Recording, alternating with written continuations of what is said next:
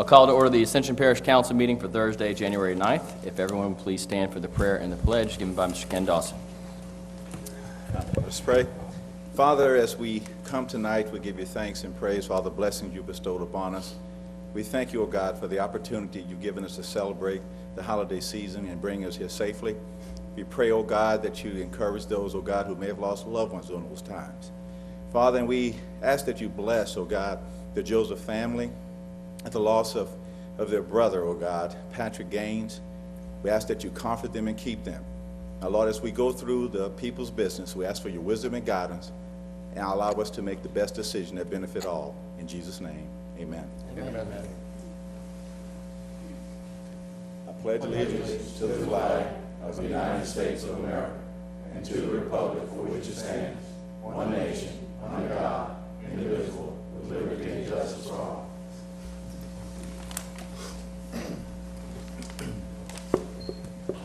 Thank you, Ken. Madam Secretary, all members present with the exception of Councilman Turner. I'll move into item number 3A, which is the election of chairman and vice chairman. We'll start with the election of the chairman, and I will hereby open the floor for nominations. Move to nominate Mr. Lohr. Okay, I have a motion by Councilman Scheck-Snyder for a nomination of Chris Lohr. Second by Councilman Johnson. Any discussion? Discussion. Councilman Lambert? Yeah, before we go into electing new chairmen for this year, I'd like to ask, there's some things that's happened at some of the meetings that I think needs to be corrected. This council did approve Robert Rules of Order years ago, and the way the meetings are held sometimes is not following Robert Rules of Order.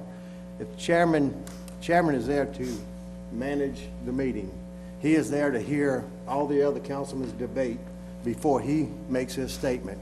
And if he wants to debate an issue, he's supposed to step down, let the vice chair take over, and debate the issue, then come back to the seat. I would like to see this done because that is the professional way of doing business. And as far as another thing, I appreciate the chairman's, there's a lot of things get put on the agenda, which is some serious issues that needs to be doing a little homework done on. And that's the first time I see them was 3 days before an agenda item. And I think the communication between the chairmans need to be better with the whole entire council and not just certain groups. And I have experienced this for the last 2 or 3 years, and it's not fun. And I think it needs to be corrected. And I just want to make that statement. And Okay. for this year, I just can't support Mr. Lohr as chairman. Okay. Other discussion? Councilman Lawson? And I'm not going to say too much more other than to kind of reiterate what Councilman Lambert said. I made my feelings on it known last year and experienced more of it all through this year. So I still have that same stance. Okay. Are there any other nominations? Motion to close nomination. Okay, I have a motion to close by Councilman Johnson. And a second by Councilman Lambert. With that, we'll have a roll call, Madam Secretary. Councilwoman Cazzo? Yes. Councilman Kluat? Yes. Councilman Johnson? Yes. Councilman Joseph? Yes. Councilman Dempsey Lambert? Yes. Councilman Todd Lambert? No. Councilman Melanson? No. Councilman Satterley? No. Councilman Scheck-Snyder? Yes. That motion passes. I wanted to take a minute and just say thank you for your support. I think we've had an incredible amount of progress last year in 2013, and that's the result of a great team effort. Just kind of thinking about it today, going down the line here, Councilman Joseph, your efforts at ACUD 1 and helping to right that ship. Councilman Scheck-Snyder, your work on the Strategic Planning Committee with the subdivision regulations and the fill limits, things that, and those are things that may seem small, but I think will make a big difference in our community in the future.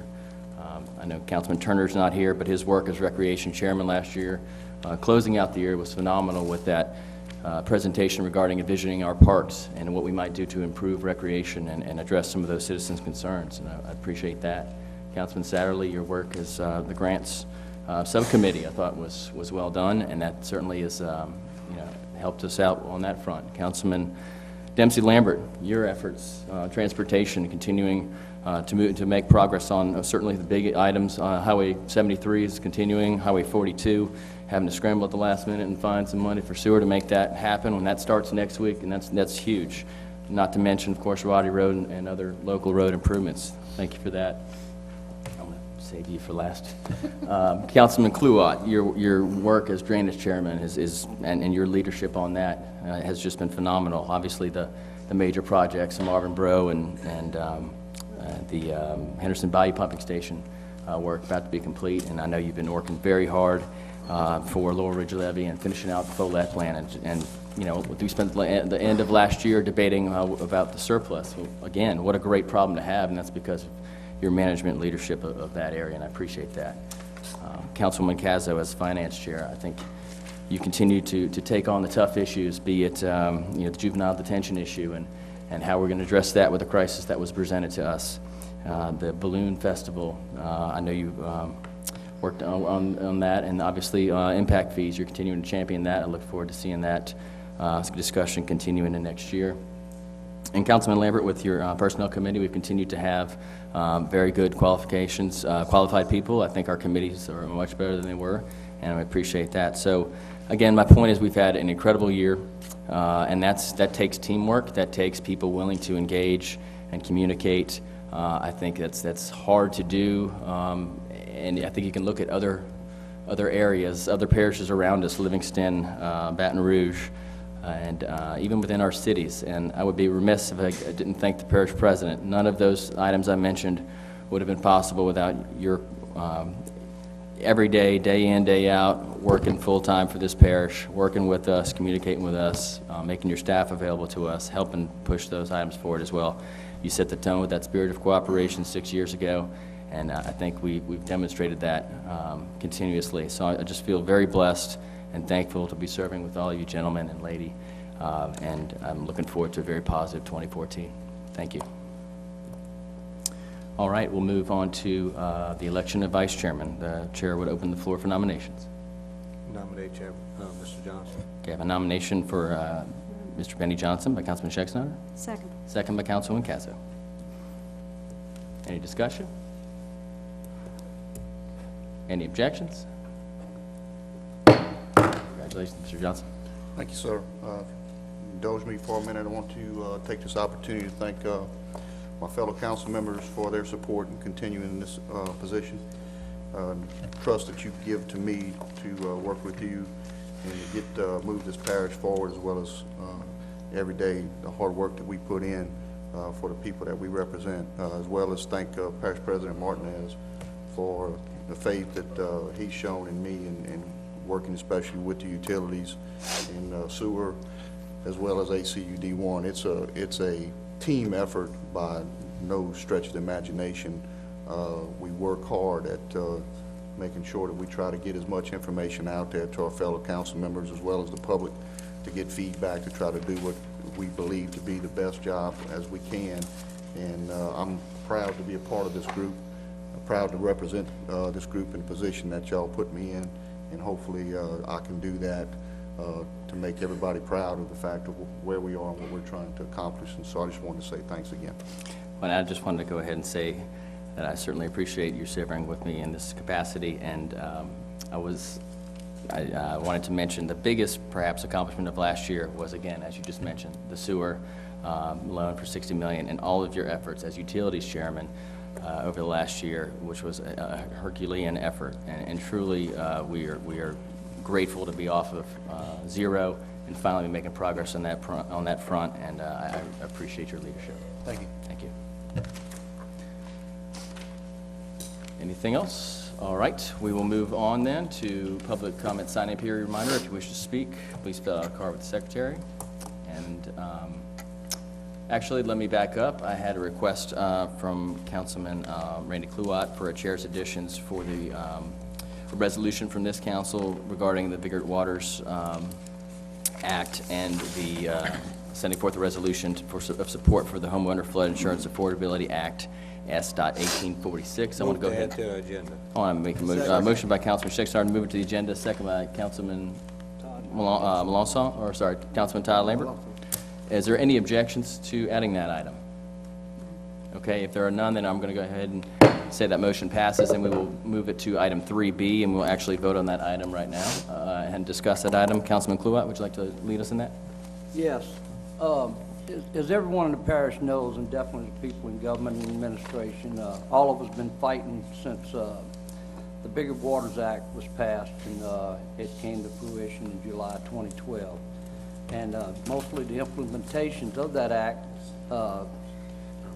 has to do with the higher flood insurance rates on the National Flood Insurance Program. We've had some trips to Washington, D.C. We've fought. We were the first ones last spring to go to D.C. and meet with the Senate and meet with the House members and let them know that this is a bad bill. Good intentions with poor circumstances. And to the best of our knowledge, they had a deer in the headlights look. They didn't know. They said we were the first ones to come there. We told them we wouldn't be the last ones. Here in the South, generally all along the coastal states, we get hurricanes, we get floods. We live in low-lying areas. But the people in Louisiana produce about 50% of the oil and gas for the country. And we do things here that put people to work. I think the general impression in D.C. out of some of the people on both the House and the Senate side that voted for this bill, the Bigger Water Act, thought that they were that it was an issue to try to save some summer homes, vacation places. They didn't know the 90-something% blue-collar workers that worked the oil and gas and chemical industry in South Louisiana and stretched out on the Gulf South for sure from Texas all the way to Florida that actually live here and stay here year-round. There was some disgruntlement over the fact that a lot of money came down here after Hurricane Katrina. And the basis of the Bigger Water Act was the sustainability of the National Flood Insurance Program. So it had good intentions, but it has to do with the mismanagement of FEMA for years of that program, and all the burden of the deficit in FEMA's program was turned on the Bigger Water Act to put the burden onto the homeowners and the participants that have flood insurance policies. And so it was a hard fight, long fight. We got everybody, definitely you can call and congratulate any one of you, Louisiana delegation up in D.C. Everybody's on board. And there was a very important bill that came forward that we've been trying to get out on the Senate floor, and it finally was going to come to the floor the other day. And it's basically called the Homeowner Flood Insurance Affordability Act, and it's S 1846. Well, the Senate was tied up the other day trying to figure out what to do with the unemployment insurance extensions, and they put it off till next week. I've sent out emails to all the staff and all my fellow council members here to try to connect with anybody they know in D.C. If you know a senator in Rhode Island, if you know one in Seattle, Washington, get on board with them. What we proved through months and months of deliberation, and the coalition in New Orleans out of GNO Inc. has done a great job. And we finally got the facts that FEMA is basically, like some federal programs, have been mismanaged for years. And good conservative people don't like to see money going to bad. But the true fact is, since the 70s, when they brought this program in, the National Flood Insurance Program, into inception to now, if you take all the premiums paid in by homeowners, business owners, and so forth, and then you take the claims paid out, that's almost a break even. The true mismanagement is not the affordability of the National Flood Insurance Program or its initiative. The deficit is based on the mismanagement of the total FEMA program, and any of us that lived through Hurricane Katrina's rebuild, Rita and Katrina rebuild in the New Orleans area, or any other area on the Gulf South, we've seen some of the mismanagement, good money thrown to bad. We're right here in local government. You can reach out and touch us. Well, it's hard to touch the people in D.C., and it's really hard to touch the people that's running some of the programs, even though you can touch your senator or your House member. So they're going to take this effort up next week. And I would like to encourage everybody, anybody that's listening in, anybody in the audience, any public official, anybody that's even interested, get in touch with us. We can give you the numbers to call or send an email. Believe me, your voice does count when you got enough voices. So within this program of this Act 1846, we hope to get a delay on the implementation of certain portions of the Bigger Water Act, and one being the exorbitant rate hikes to the homeowners on their flood insurance. Some people in my neighborhood, and plenty of neighborhoods, and probably every one of us have some flood insurance folks in our neighborhoods, they've skyrocketed 1,000%. If this bill passes the Senate, then it's going to go to the House for another fight, okay? But if it passes through and becomes law, then we're going to get that delay, and there's going to be a committee to really look at the implementation of every portion of this bill, all right, the Bigger Water Act, and the implications of it, and also a thorough review of what a lot of us in the South think are totally wrong is the FEMA flood mapping. That we don't feel like they're right with what we got on elevations and what we do, and working hard to get the federal government to recognize the hundreds of $millions we did right here in Ascension Parish in flood protection in the past 30 years, and recognize our levees, recognize our protection, recognize our pumping stations, to where the people inside of that can get some kind of break on the insurance. This is a common sense approach, and I really encourage one more time for everybody to please contact somebody you know in the federal government, the state government, it don't matter. So, one thing I do know, if this passes, if your insurance was $200 a year for flood insurance and that's $1,000, which is not uncommon, if this passes, you probably won't get a rebate, but your next policy will go back down to some type of normalization. We have some insurance representatives in the House tonight. We do know that insurance goes up a bit every year, just like my salary and everybody else's, based on cost of living. But this is totally out of box. These people in D.C. had no idea how much it was going to affect any homeowner in South Louisiana, South Mississippi, South Alabama, South Florida. Just no idea. That's how detached that they can be at some point to the people that they're serving. So with that monologue, I ask you to please, I'm asking the council to please send forth a resolution from the Ascension Parish Council in support of the Homeowners Flood Insurance Affordability Act, S. 1846.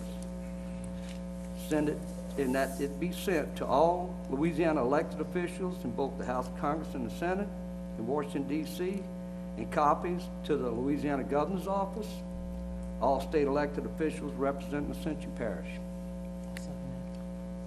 Okay, a motion by Councilman Kluwat and a second by Councilman Lawson to forward on this resolution. Any other discussion? Any objections? That motion passes. Thank you, Randy.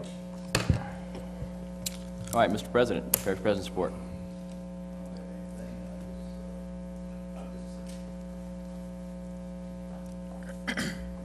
I want to thank all of you guys also for working hard, and past 6 years have been good. We've made a lot of strides, a lot of progress, and even though we don't agree on every issue, we don't take it to a personal level, and that's the good thing.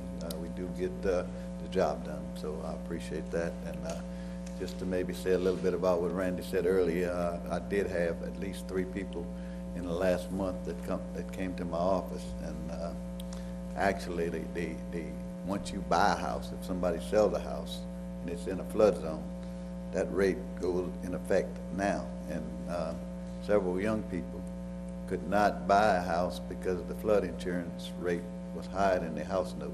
So and a lot of it's in your area. Yes, And I know that gonna very be well. in Brian's area and Kent's area. So, you know, it's okay if you're still living in that house, but if you go to sell your house, what it's gonna do is totally devalue your house, because you won't be able to sell, or a business.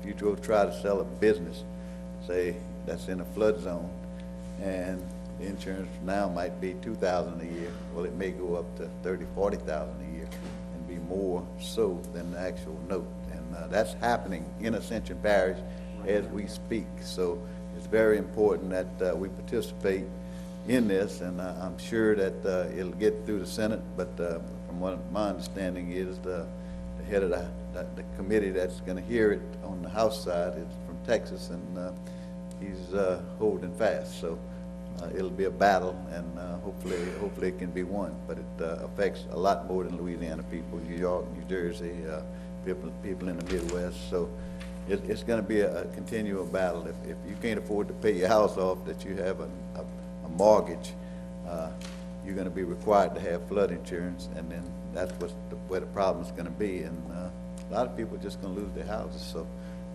in fact, I was talking to the assessor office yesterday and to ask them how they was going to handle this situation, because if I'm trying to sell my house, I'm in a flood zone, and I can't sell it because the people can't afford the insurance. How does that devalue my house, and how are you going to come up with a realistic evaluation of that house? So that's a lot to think about.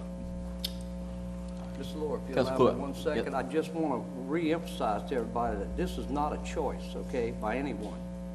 You go to the bank or to a mortgage company to purchase a home, or if you have an existing mortgage, you are mandated to have flood insurance if you're within a flood zone.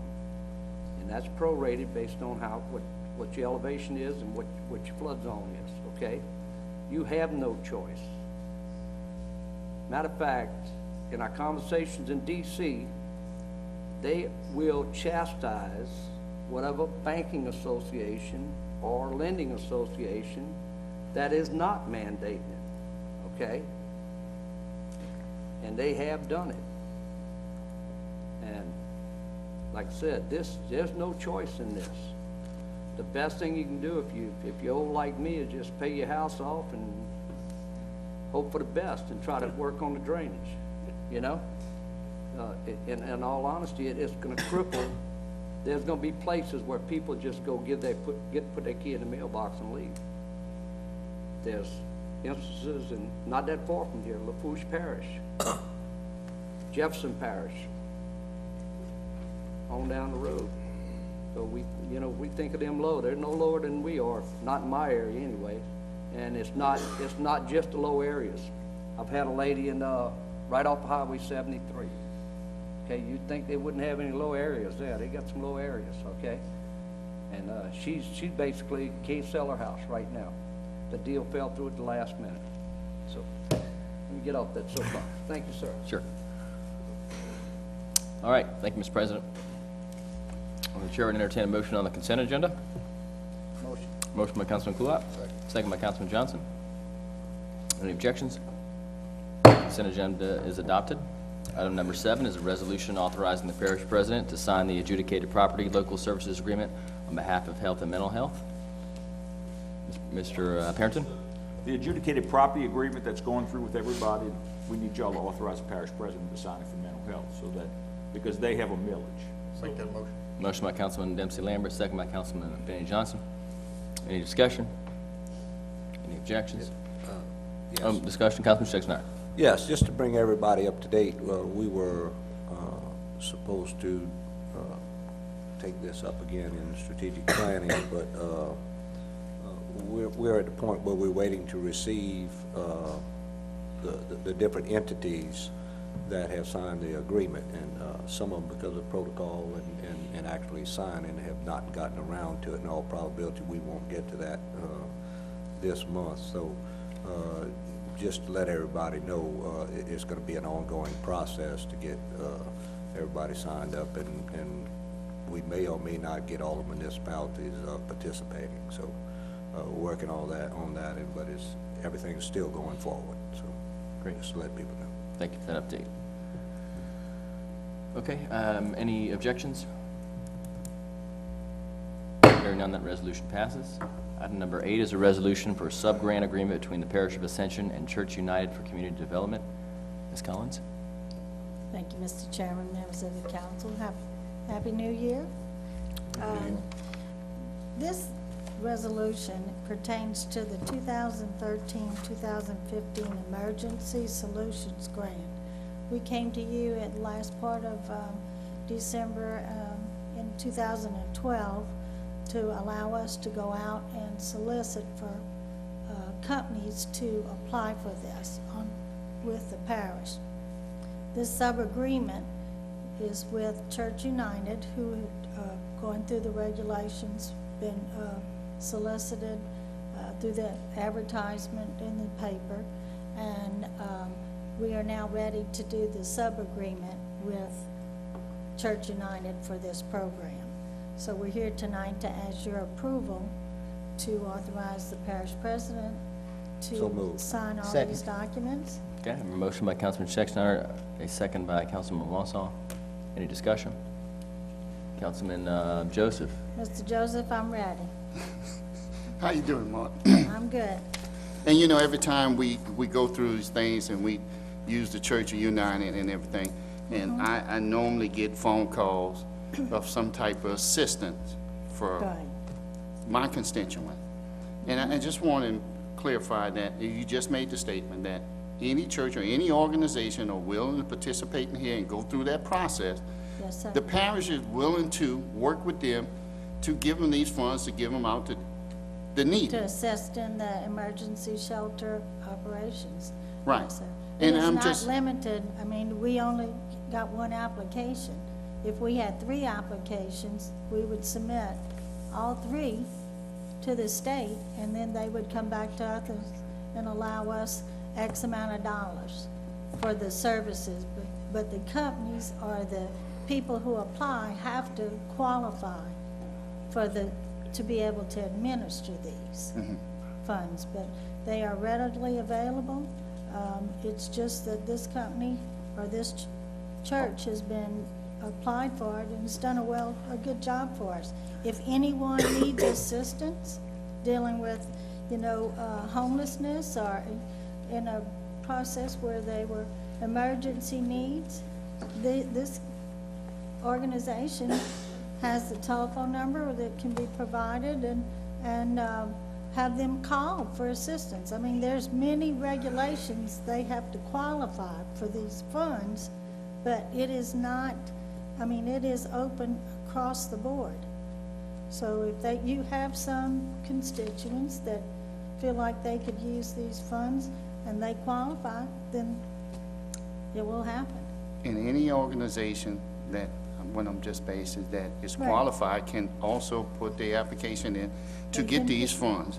Right. And that's what I want to make sure we're clarified Right. with, because on this side I have about 30-something churches. If they want to participate in this and be one of those churches, apply for it, and run a program on this side of the river, they can. All they have to go through the process. It's not limited to churches. This is an organization that does many things. It's just called Church United Community Development. So, but if a church is qualified to administer these funds, there's, that's decided by the state. We don't not submit anyone that applies for it and fills out the forms. We submit them, and then the state sends us back the recommendations, or this one qualifies, or this one doesn't.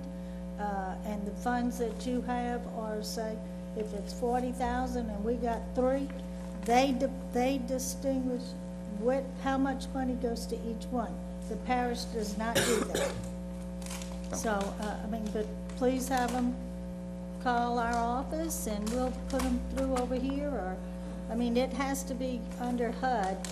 We're required to do advertisement, and it is by the book. So we just can't, arbitrarily say, okay, well, here, come apply. They have to be solicited through the advertisement, fill out the forms, get the forms, and we'll submit it. Thank you very much, Ms. You're quite welcome. Thank you. Thank you, Mr. Anything Chairman. else? Okay, other discussion? Councilman Satterley? Yes, thank you, Mr. Chairman. First off, thank you, Martha, for the Christmas greeting as well as your work on this. But for the record, number two, what amount of money is involved here and what is the source of the funds? So Okay, the people at home will know. The funds come from HUD. It's the U.S. Department of Housing and Urban Development. They administer the funds. It goes to the state. And the state, I think it's now with the Department of Family and Services. It's changed a couple of times. It was with Housing, and now it's back with this department. And then they send us a notice saying to go out. We come to you prior and have, ask your permission to solicit for these funds. We do that. Then it goes in. Once we get the notice, we send it out for solicitation for, companies to apply for. Okay, and the amount for this particular This church grant? particular one we were awarded was $65,000, Okay, thank you. and of that, we get a administrative fee from that. So 65 doesn't go directly to them. There is a fee associated that the parish gets. And that's for the grants department to oversee the grant? Administration. Thank you very much. It's, several departments make things happen. Okay, Councilman Cluett? Quick question, Martha. Councilman Joseph said that, made it clear that, any qualifying agency can apply for this. Okay, we got 65,000, so if 3 of them qualify, do we get 3 times 65, or would that 65 be split? It depends on the allocation and the proposals. This year, we got 65,000. If that was our allocation through the funds that came down from the federal government to the state, then it would be divided up 3 ways. Yeah, I just wanted to make sure Right. that everybody don't get the conception that there's a gold mine out there. No, sir. Years ago, Quad Area used to participate Right. with this, and they and Church United both got funds for that for many years. Yeah. Right. Yeah, I remember some of that. Thank you, ma'am. You're quite welcome. Any other discussion? Okay, any objections?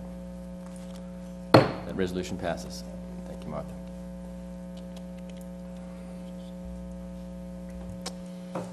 Item number 9 is a clarification of employee insurance benefits, approval of employer contribution and employees' mandatory participation in the wellness program. Okay, Christie? Good evening. We wanted to come and seek some clarification on the approval for insurance for 2014. We did approve Humana as the company that we were going to use for 2014. We want to get approval on employer contributions. That's the $100 that the parish puts into the employees' HSA accounts. We want to have that approved. And we want to use the $100 as an incentive for our employees to participate in Humana's Vitality Wellness Program. The way it'll work this year is January, February, and March. Every employee will get the $100. We'll have a health assessment and on-site screening in March, and then starting in April, if you participate, then you'll continue to get your $100 every month from the parish. If you do not participate, then you will not get your $100 for the rest of the year every month. That's what we want to get approved. So moved. And I have a motion by Councilman Joseph. Yeah. Do I have a second? Second by Councilman Dempsey Lambert. Discussion? Councilman Snyder. Yes, Harry, I'd like to ask you something on,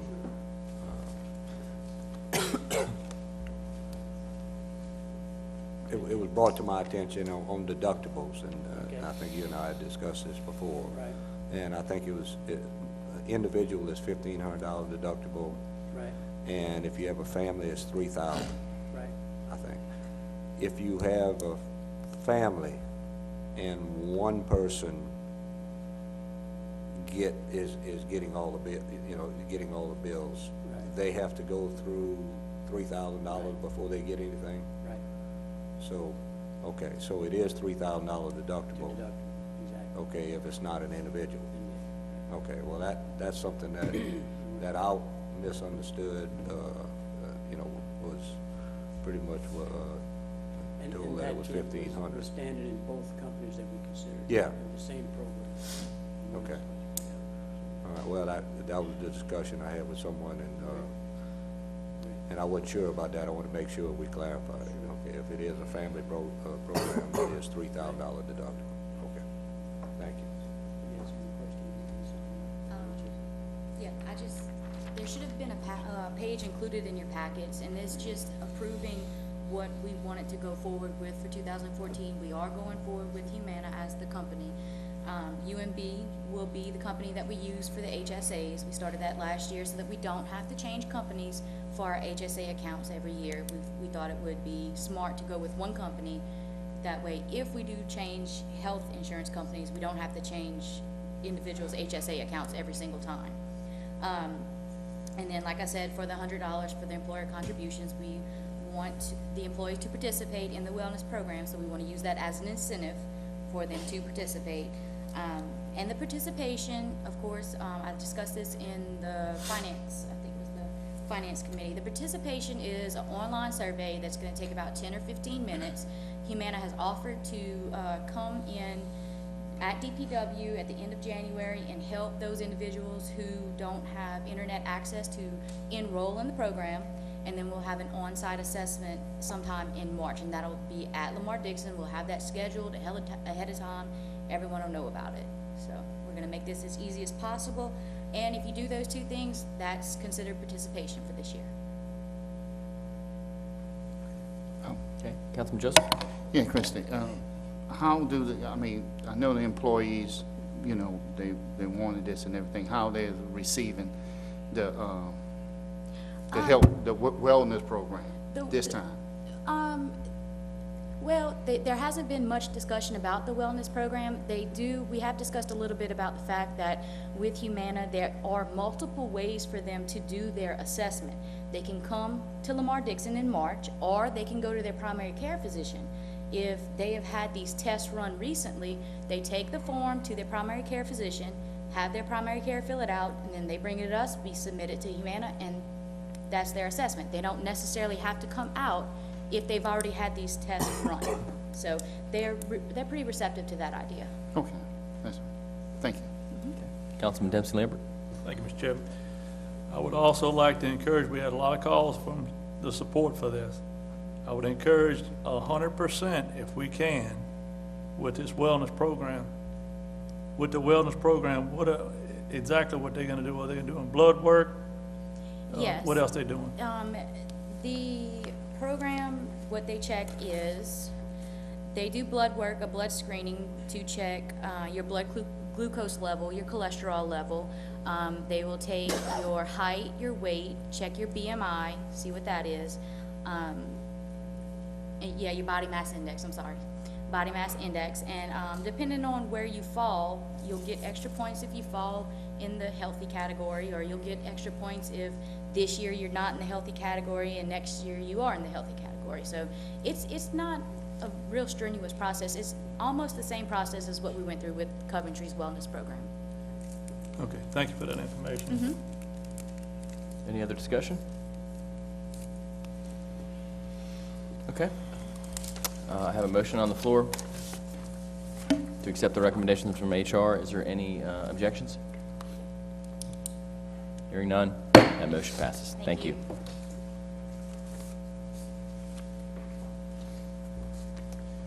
Item number 10 is a reading of an ordinance accepting a donation of a street sweeper from the City of Gonzales along with the Cooperative Endeavor Agreement. Mr. Parrington.